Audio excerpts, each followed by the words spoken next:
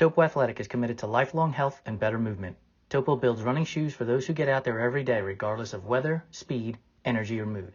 Their distinctive fit and feel combines instinctive human movement with modern performance and lightweight comfort to help you keep going, keep trying, and keep moving. Discover the Topo difference and step into a run experience unlike any other. Hey, what's up, Run Try Bike fam? This is co-owner Om Gandhi. We are going live for our 81st Fireside Chat. That's right, our 81st Fireside Chat. And today we're bringing on Simon Guérard.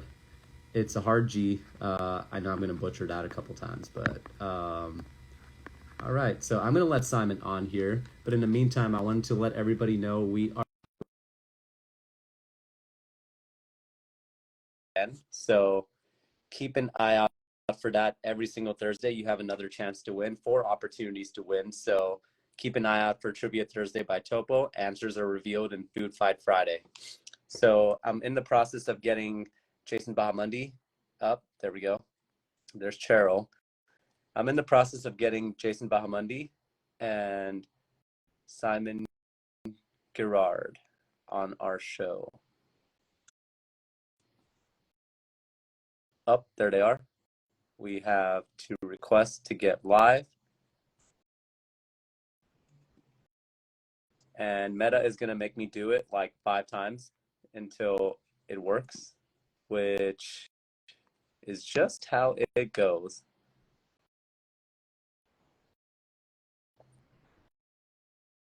All right. Oh, there we go. Another invite here.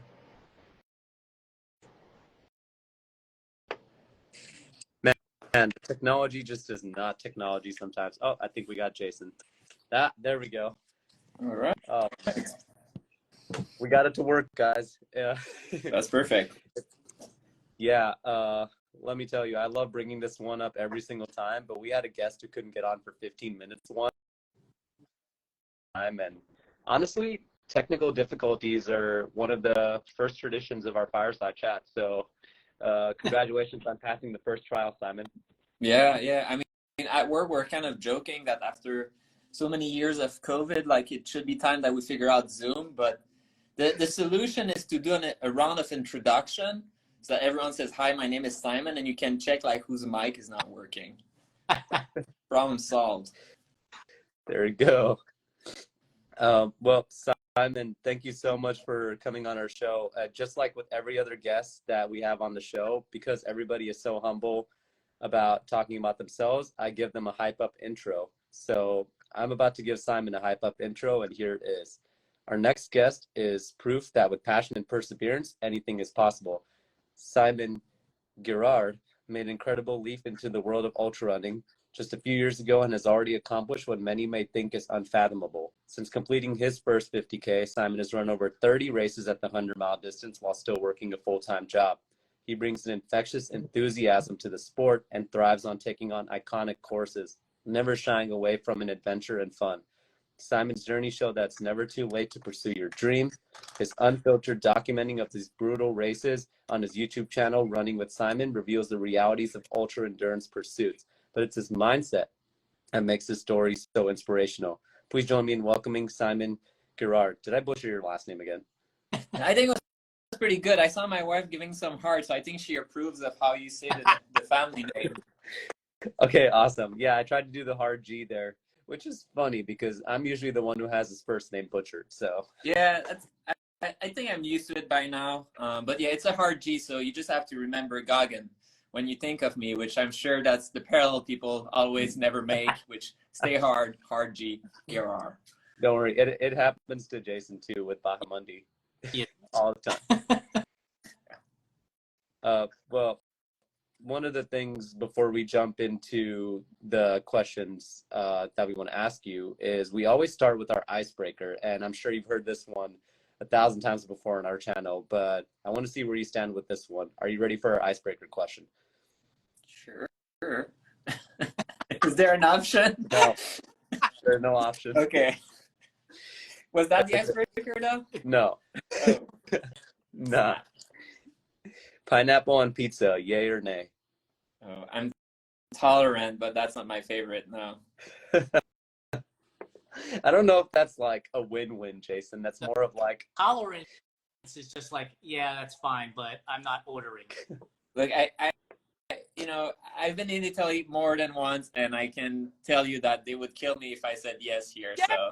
So, Exactly. I value life too much. And you don't want to ruin pizza with pineapple anyway. Value the pizza.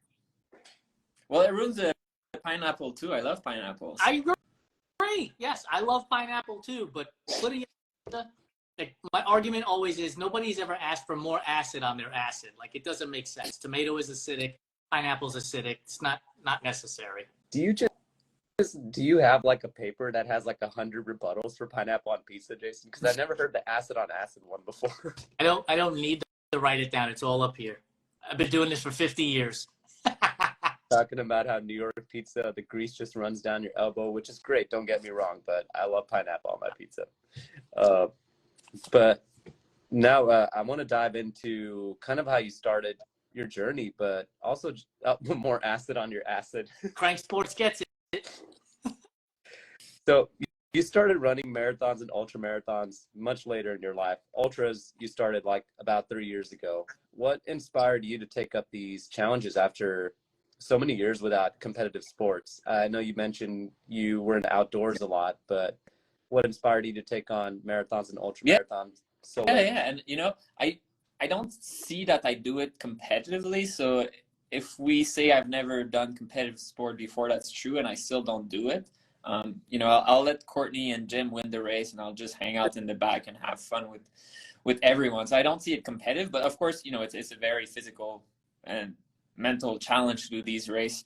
The appeal has very much come from hiking and just doing more and more, and just slowly adapting to, well, if I want to see more in one day, there's only so many hours of daylight, so I'll just keep going. And there's a few events that were kind of eye-opener. One was I went to Iceland hiking, multi-day hikes, and it was pretty much in the middle of the summer, so like you have 24-hour days over there, or more or less, and I had a blast. So then I realized, hey, like it's like I can move, like I can do these 30 miles, and that just kind of snowballed into running these races.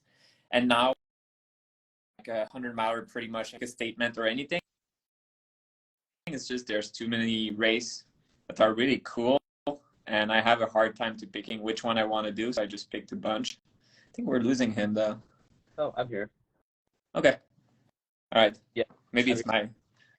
Yeah, thankfully I'm just a listener, so it's okay if I get lost. Your audio has been good so far, so carry on. Well, So I have a question. So you said you're looking forward to, what do I want to do next?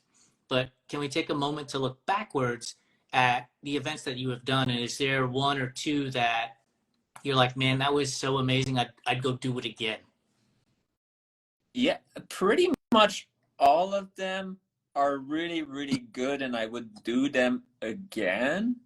I try to be positive, and I can say something very nice about pretty much all of my race, but I think some that stick out are Ouray 100 this summer, which was in Colorado in the mountain. That was an absolutely gorgeous course, and coming from a more outdoorsy background, that was really marrying hiking and running.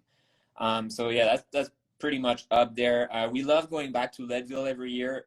Honestly, it's not my favorite race as a race, neither the course or just a race in general, but it's well organized, and we have quite a few friends that we meet every year over there, and that's just really, really fun. There's a really good vibe around that.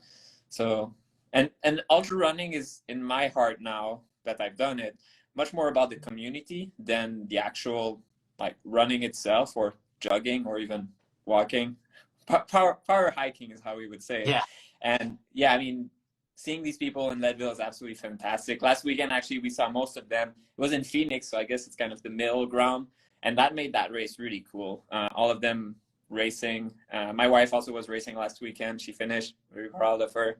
And yeah, she's happy. And it's been a little more than a week now, so we're okay. Finally, we can walk around the house and not look weird. We have a roommate living with us. She has a little dog, and when the dog saw coming back from the race, the dog was clearly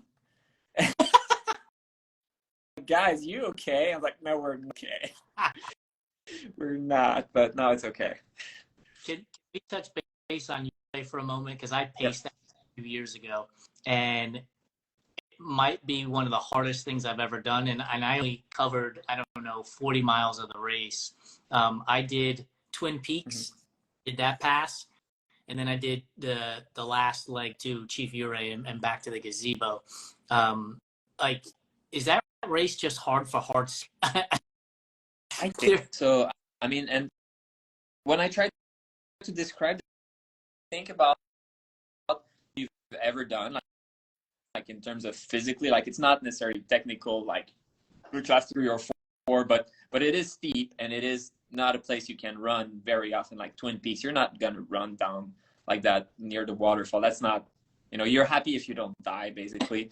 And yeah, you think of the hardest trail you've ever done and just put them back to back to back to back, and it seems that's what they've done. But at the same time, think about some of the prettiest landscape you've ever seen, and that's what it is. So I don't know if their goal was to be hard or really gorgeous and show us the area. And the San Juan, these mountains are absolutely fantastic.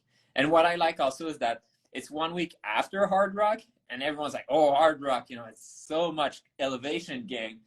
And Ouray 100 is like, hold my beer, and like we'll add about like 11,000 feet more, I think, or 9,000 feet more, which, yeah, you feel it, but it's a great challenge.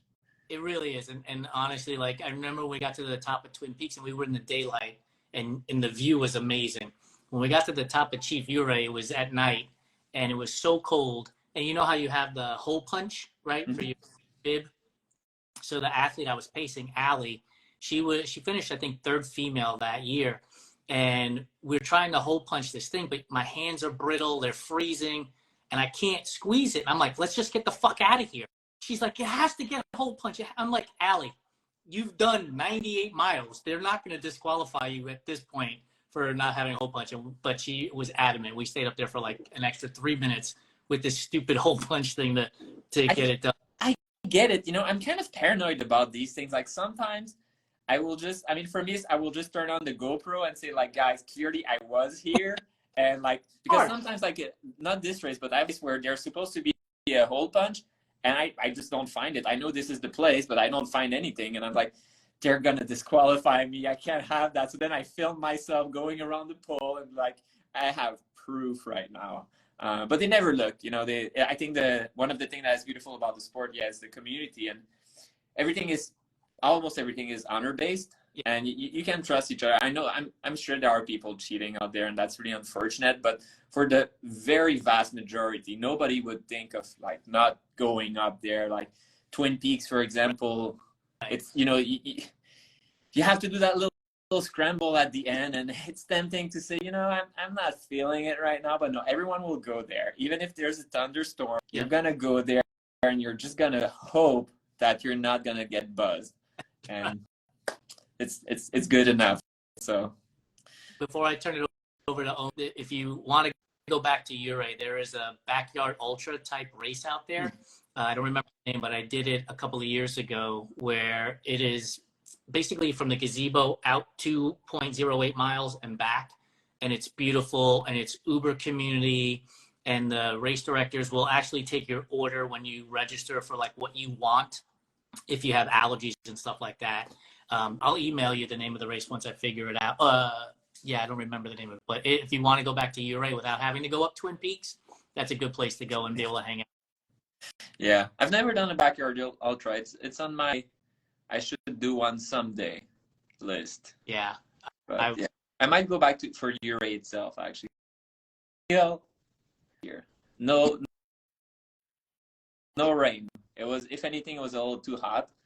So I feel like I didn't have the experience of going up Twin Peaks in a thunderstorm, wondering, what's going to happen with me. So maybe someday, probably not next year though, but such a fun race. It is. I'll turn it back over to you, Will. Well, you didn't just do one iconic race with the Ouray 100. You did 2 in like a 2-week span, and I know one of the things we talked about and could dive into is you have a 3 to 4 week rule for 100-mile races. So how did both of those, how did you did the Badwater 135 and the Ouray 100 in a 2-week span?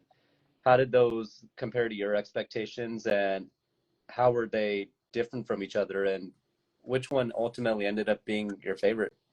Yeah, they're totally different. I cannot think of two races that are more different on every aspect. Obviously, the course itself, like one is on a relatively flat course in the desert on a road. It's super hot, absolutely not technical. You could close your eyes and finish the course. And the other one is the opposite. You have segments that you can't even run downhill.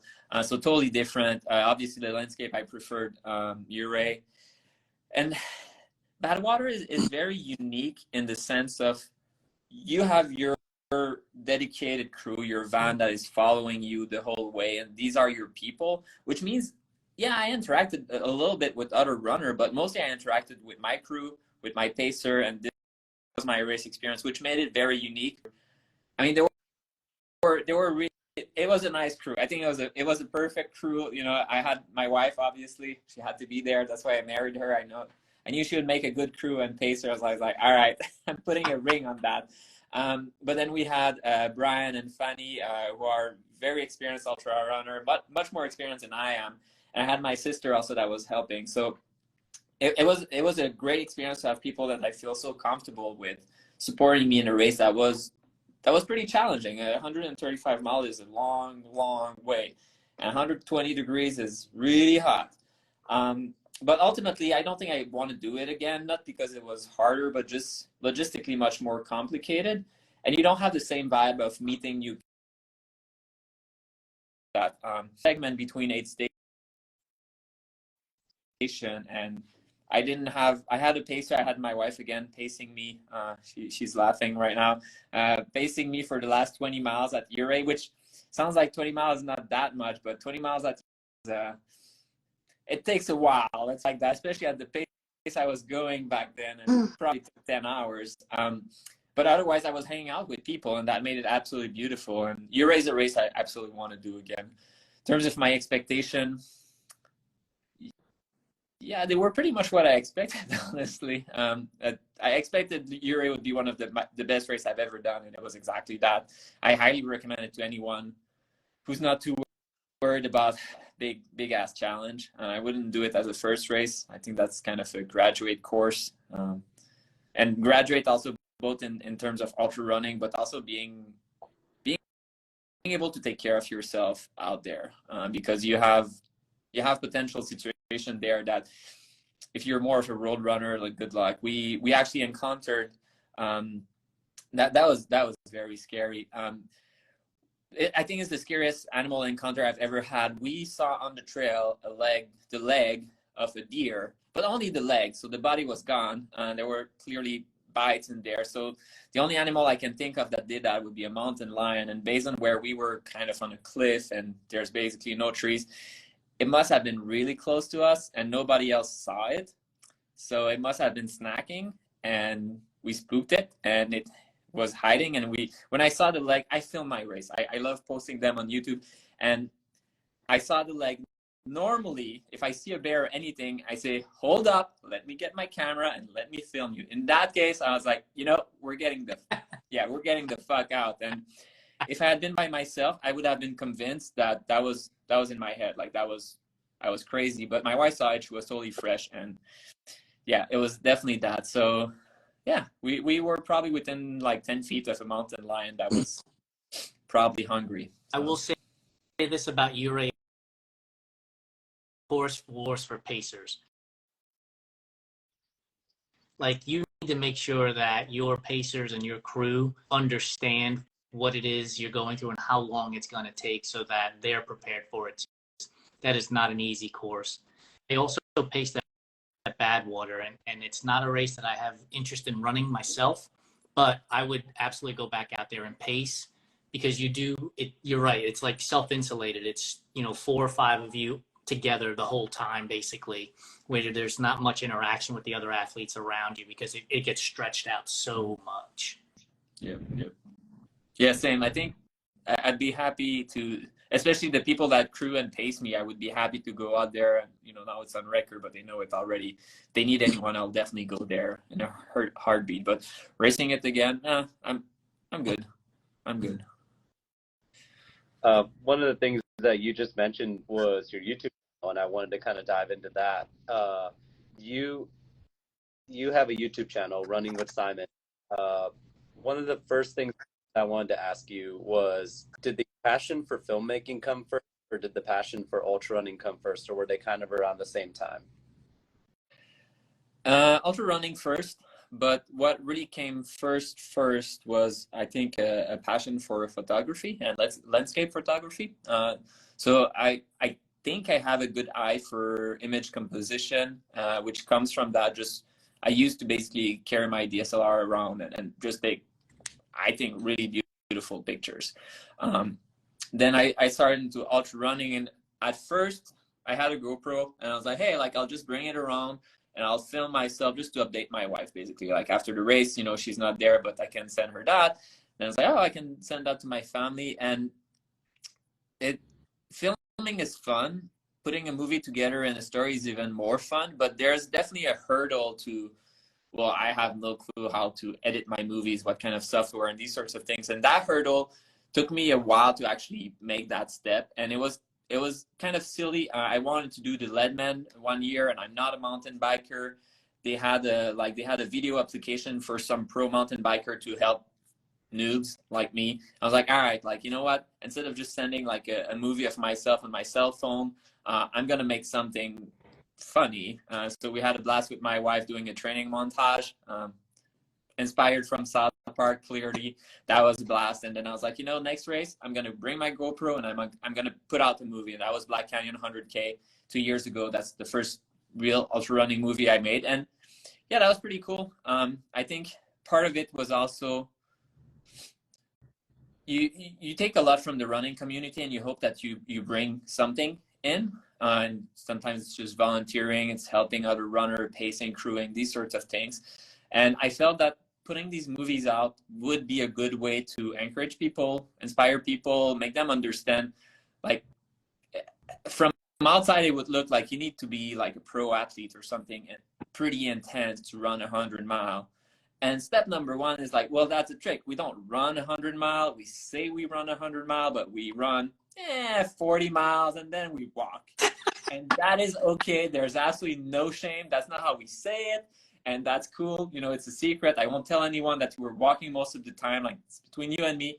But it's normal people. Most people that do these events are normal people. And I wanted to be transparent about that. I want to show people that you shouldn't feel insufficient about yourself if you're tired at 20 miles. I'm tired after 20 miles sometimes. It's sometimes before the race, I'm just a little bitch. I'm like, I'm tired. I don't want to do that. And that's okay. Like, that happens. And hopefully within the race, you'll get in a groove and you'll meet people and it will be fun anyway. But it's normal to have that. And hopefully that will show people and inspire people to try it on their own. The race where you learn the lesson of walking early, power hiking, we'll call it, is at West States. Like, you can run, like, I don't know, maybe a quarter of a mile, and then you're going up the ski slope right from the very start. So you're literally just power hiking right from the get-go. And that takes away everything else. You're like, okay, we're power hiking up this, 20, 25-minute miles. It takes you an hour and a half to get 3.5 miles-ish up the escarpment. So that's one where you actually learn that lesson really fast. It's like, yeah, you can try to be out. Yeah, you'll see. You said Western, right? Yeah, I mean, some people will be up ahead running, and I was like, bye. Like, have fun, guys. It's okay. I'm gonna let Jim ahead. I think it was Killian that, like, I love how, like, but Killian is funny. I think he was joking, but his tip for Western was don't bring a headlamp. That will force you to do, and I don't remember a time, but like a sub 14 or whatever. I was like, that's a great tip for you, Killian, but that's not a great tip for me. I'm gonna bring my headlamp if you don't mind. Yeah, but yeah, some people run, but it's exceptional. I remember I did Rocky Raccoon. I think it was the first year I did. Ian Sharman was racing it, and he had won it the year or two prior to that. And one person asked him, like, what headlamp do you use? And he said something, and I'm paraphrasing, to the extent of, not to be an asshole, but I don't need a headlamp at this event. So, because he would finish it in like 14 hours because it's relatively flat. It's like 6,000 feet of climbing over 100 miles. So he could run the whole thing basically. Yeah. Yeah, it's a fast course. Rocky Raccoon is a fast course. Yeah, I did it last year. Not my favorite race, but it was nice to run in that area. I think there's not so much going on there, at least for that I know of, because I'm more in Colorado usually, or Utah, where the mountains are. Yeah. So that was cool for that too, for me to, being non-American, to go in a new state and run a race there. That was, I have my buckle from Texas, so that's cool. That's a flat race, but if you want even flatter for like a track meet for 100 miles, there's Brazos Bend, which is down near Houston, and that is super flat. I mean, probably less than 1,000 feet. So if you really want to see if you can run for as long as you can, that'd be the place to do it. No, I'm good. I did it once. My first 100 was in Cambridge, around the stadium, the Harvard Stadium. So that was extremely flat, and thinking back, I'm like, wow, I don't know how I did that. That sounds so boring. But my time was really good. So I have my PR, and I'm not touching that. There's no need to try. I'm not gonna beat that ever. Oh man, but you went back and did flats this year with Jackpot. I mean, it's funny. Yeah. We were all there. We all crossed paths at Jackpot. Yeah, but Jackpot was harder than I expected. I really struggled with sleepwalking at some point. I was doing pretty good for like 60 mile. I must have been like a 12-minute mile average pace. So whatever amount of time that would be. And the last third took me as much as the first 2/3 of the race. Like I divide my speed by 2, and the wind was intense. It was not, well, it was not that bad, but it was pretty intense for a race that I expected to do a PR. That kind of hit me in the face pretty hard. Yeah. So one of the other things that I wanted to ask you about your YouTube channel, because it's one of my favorite things about it, is you always incorporate fun references. Like you have like your South Park, Charlie the Unicorn, movie references, and you put like this nature of like, you incorporate so much fun into what you do. And I wanted you to just kind of talk about the importance of like just not taking yourself seriously and just having fun with the sport. And yeah, just talking about that. Yeah. First of all, I think everyone has their style. If you want to take yourself too seriously, that's okay. That's fine. I don't judge that. But it's okay. I don't remember the exact quote, guys, but it's something like, you're pretty stupid if you don't find farting funny, because you live your life with as many farts but less joy. And it's kind of the same. There's no magical solution. If you tell yourself, like, you're super serious, don't be a little bitch during your 100 mile, you're still gonna suffer. If you're joking around, you're still gonna suffer. So hey, like, let's just laugh a little bit. And I think dark humor sometimes is a good way to push through pain and through things in general.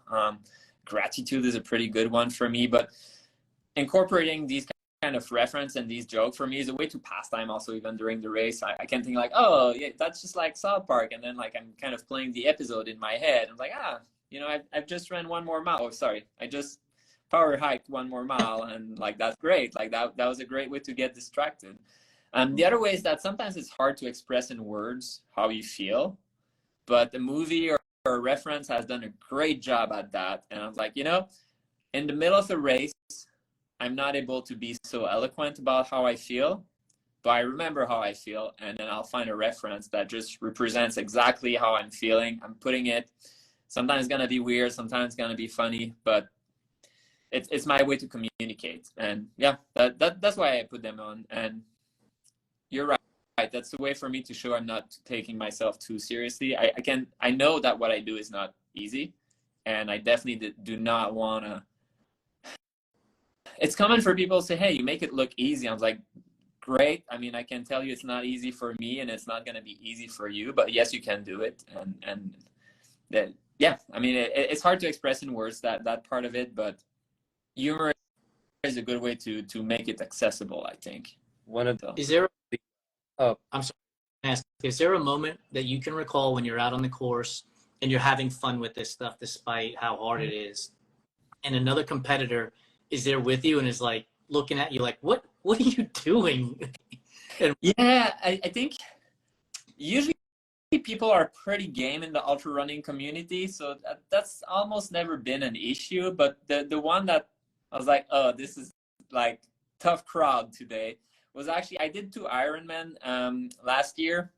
It's a different crowd, and I was not even joking around. It's just I'm a slow, very, very slow swimmer. So I came out of the water barely making the cutoff, which means afterwards I was really catching up to people. And I passed them on the bike, and I'll turn my head and say, hey, good job, like you're doing great. And being just an ultra runner, being positive with other people, and really not trying to belittle their effort at all. Really like, hey, good job, like I mean it.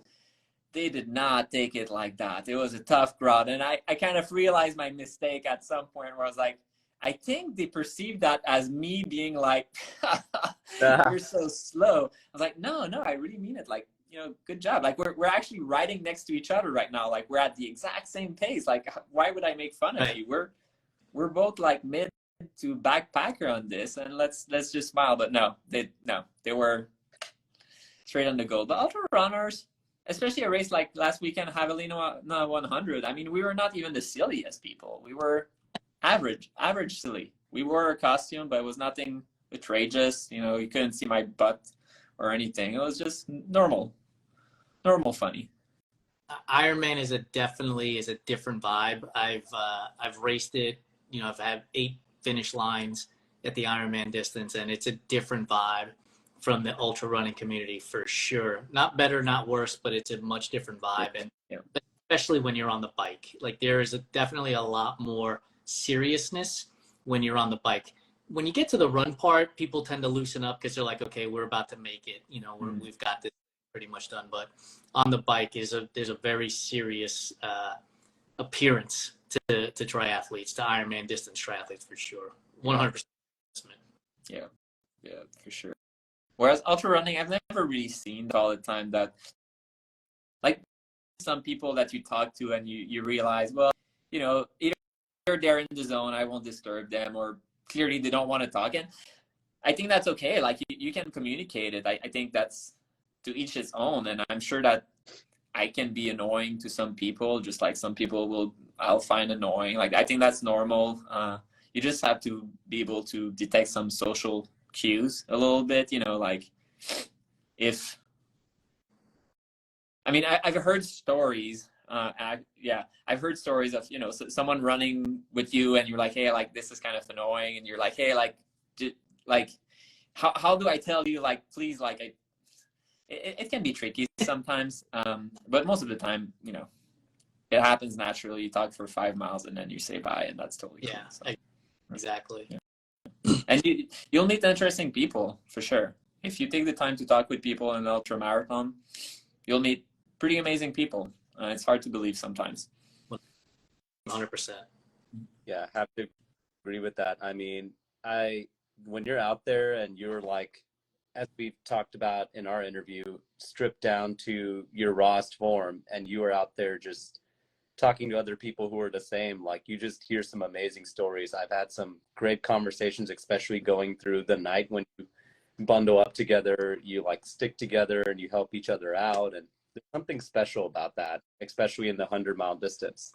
Yeah, absolutely. And you're right. I think an experience like that it's very stripping. You can't fake it too much at some point. You can have a facade at work or these sorts of things, but 80 miles in, you don't have the energy to fake it anymore. If you're gonna be yourself, it's that simple. That's one of the reasons that actually makes filming and telling a story so hard for me, is that at some point you have so little energy that picking the camera and saying, hey guys, what's up, I don't have that energy right now. I'm just like basically naked. And I think I discussed it with you. I would much rather come to work naked than like have some of my coworkers see me in my lowest in an ultra marathon. I think that would be much less revealing for me to be naked at work than like seeing through me, basically seeing like who I am and these sorts of things. I don't think I have so much to hide, but yeah, it's it's a very personal experience. And then when you meet people that are in the same position,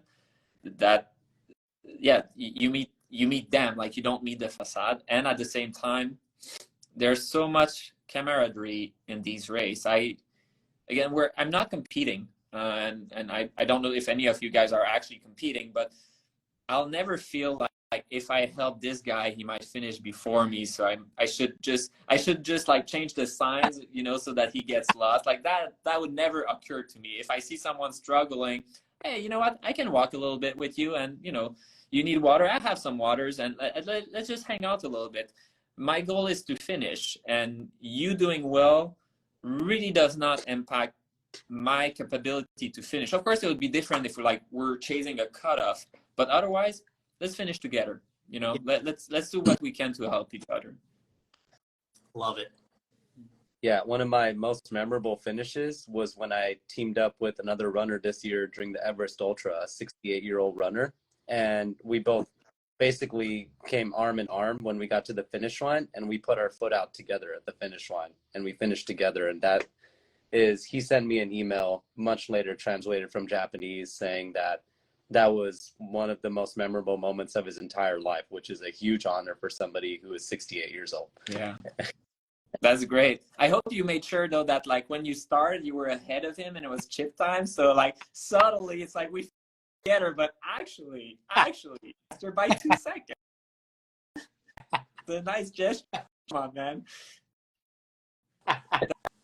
But honestly, I've always wondered about that because I've seen people like, but it's chip time.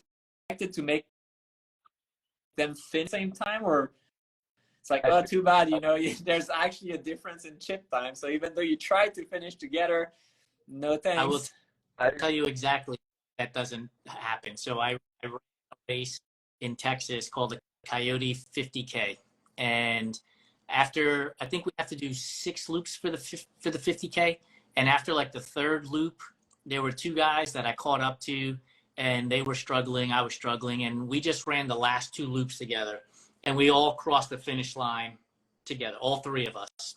When you go back to the results, because it's chip time, one guy finished 2 seconds ahead of the next guy who finished 2 seconds ahead of the next guy who finished 2 seconds ahead of the next guy. I was the 3rd.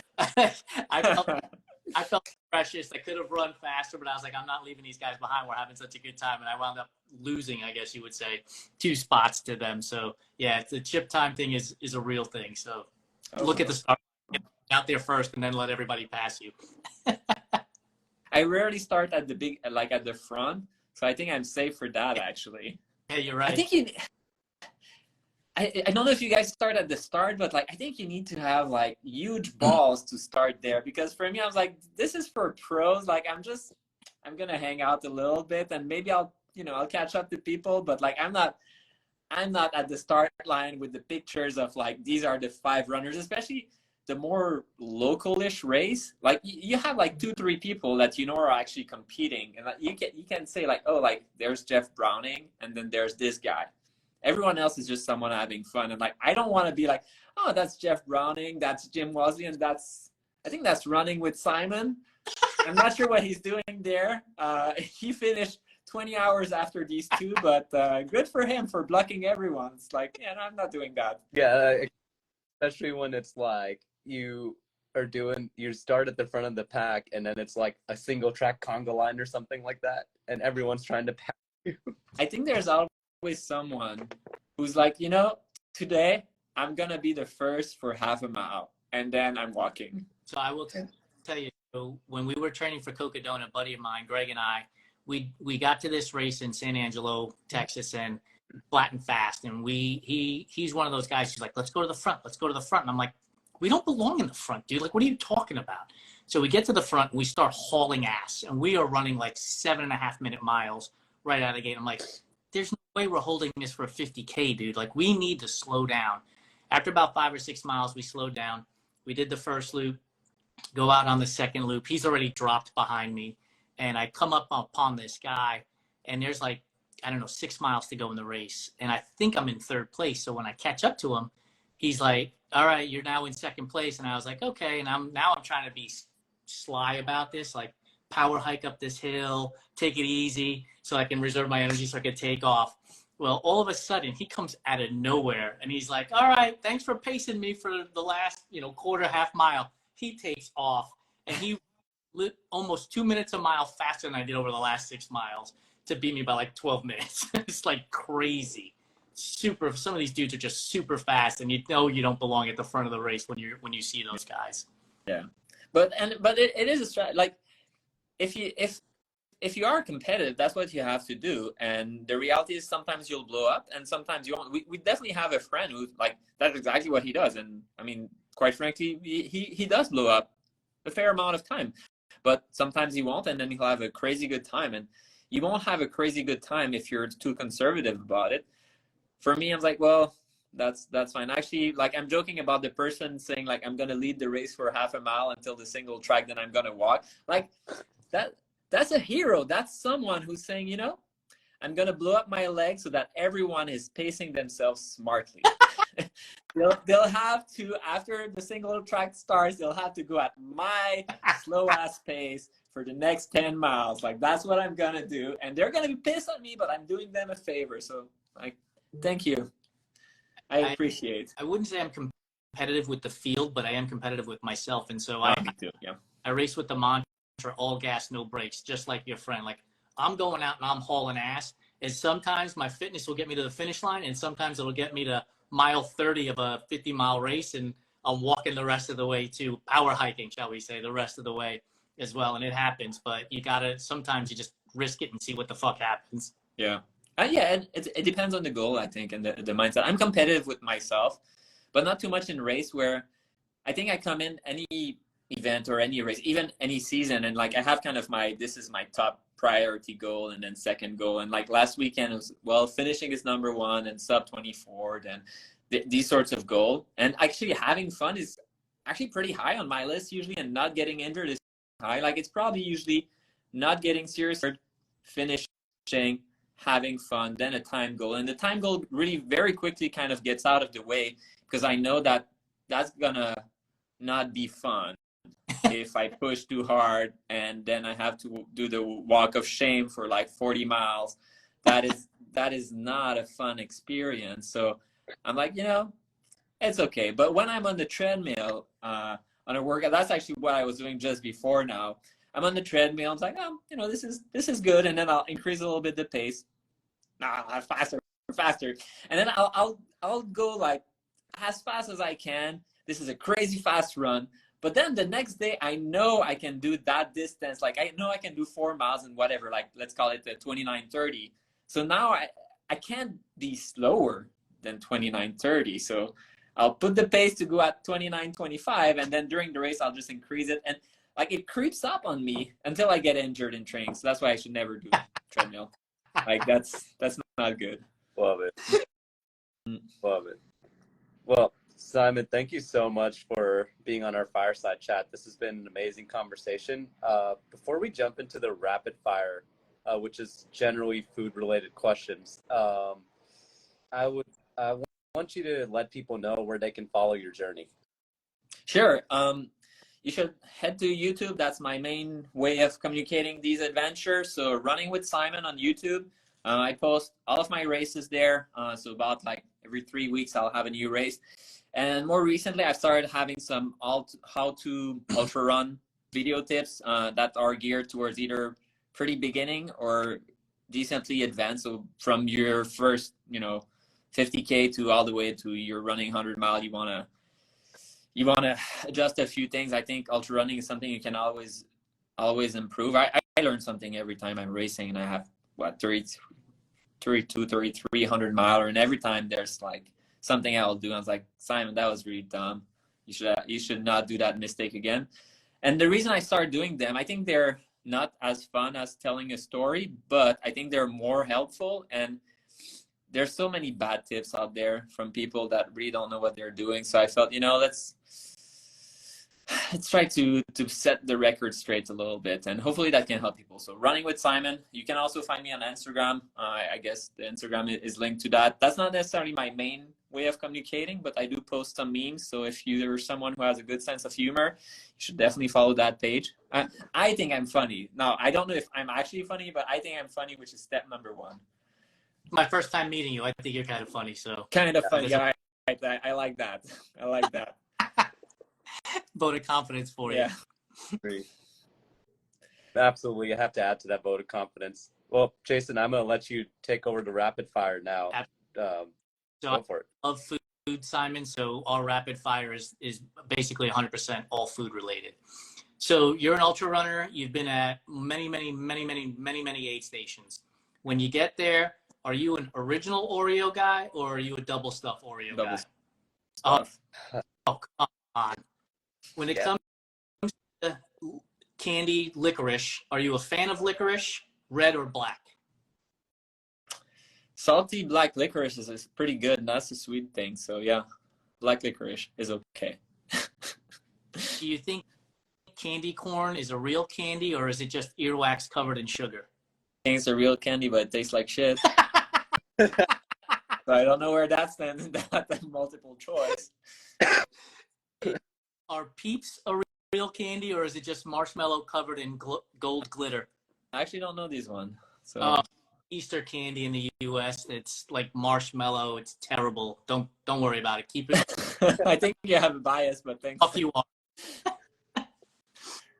When it comes to peanut butter and nut butter, if you have allergies, crunchy or creamy? Creamy. When you're making a peanut butter and jelly sandwich, do you put the jelly and the peanut butter on one slice of bread and then put the other slice on top, or do you put it on separate slices of bread and then smash them together? Separate. And I don't know what kind of psychopath would do it like that, but anyway. Do you know what Goobers is?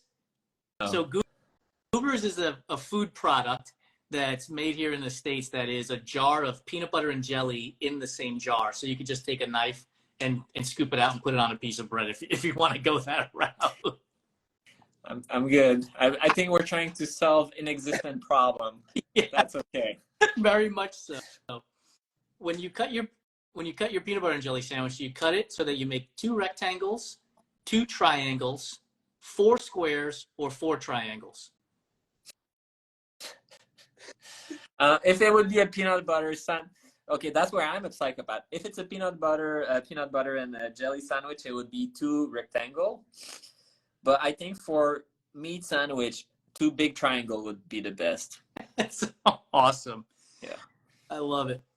Is red velvet cake a real flavor, or is it just chocolate cake dressed to go to a ball? Guys, you have to have more international. I don't know that one. Red velvet cake is basically red chocolate cake with red food dye and like white buttercream frosting. So that sounds great. No, it's not good at all. Yeah. We're talking international foods then. I mean, poutine, I have to ask you about that. Have you found good poutine here in the States? No, absolutely not. That's a big disappointment. It's such a simple meal, only 3 ingredients, but it's hard to find all 3 of them, unfortunately. As a French Canadian, so then are you looking for like croissants and baguettes here in the States, and have you been able to find any of that? Yeah, there were some good spots in Cambridge that now I can't remember anymore, sadly, the name. But yeah, there were some pretty good spots. Yeah, some small bakeries on Mass Ave. But yeah, it's funny. I absolutely don't remember the name, and it's only been a couple of years. So if you're, we'll go back to candy for a moment. Your favorite candy is? Sour Skittles. Sour Skittles. That's a different play. What about ice cream? Is there a particular ice cream flavor you like? I think some of the Ben and Jerry ones. Can't remember all the name, but it has to have chocolate. It has to have. Yeah, I don't know why they do flavor without chocolate. That's kind of silly if you ask me, but yeah. What about cake? Do you like cake or pie? Or which do you prefer, really? I think I'm more of a pie person. I do like apple pies. And in terms of your wife, that's my wife. She knows. Are they all sour Skittles? No. I mean, you have to have variety, of course.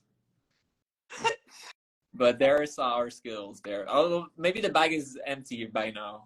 You should check that out, actually. All right, last question for you. If your fresh tray of brownies just comes out of the oven, are you looking for an edge piece or a center cut piece from the brownie tray? The edge? So people would start from the middle? You do that? Some people No, I don't want the edge. I mean, I would start by the corner probably, honestly, just for practical reason. But yes, I like also the contrast of like it's crispy and then it's a little bit more melty or smooth in the middle. Exactly. Well, Simon, thank you so much for joining us. We really appreciate your time.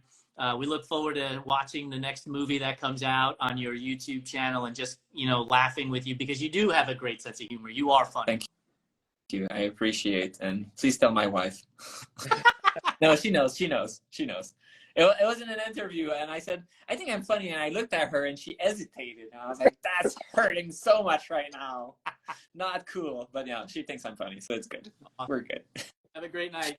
Yeah. Thanks, everybody, for joining us. Thanks, everyone.